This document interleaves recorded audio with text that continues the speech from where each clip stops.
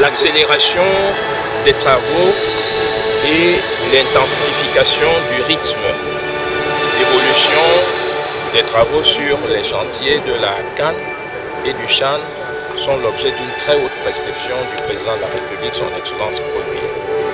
Nous sommes dans la dynamique du suivi de cette très haute prescription, dynamique qui nous a amené à une visite ici en juillet dernier. Nous nous retrouvons à Douala aujourd'hui, comme nous serons sur d'autres sites demain, après-demain, jusqu'à la fin de la semaine, pour prendre la mesure des évolutions. Sur ce site, nous avons pris la mesure d'évolution positive et nous nous en réjouissons,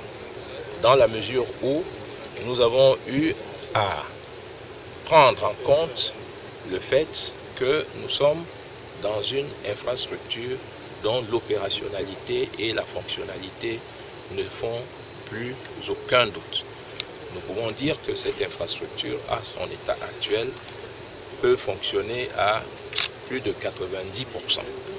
De la même manière, nous sommes conscients du fait que les exigences minimales de la CAF doivent être respectées. Et avec l'entreprise, avec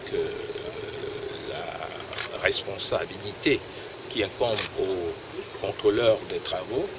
nous avons donné un certain nombre d'indications pour que la visite de la CAF, qui va s'opérer dans les 2 prochains jours, puisse se réaliser dans les meilleures conditions possibles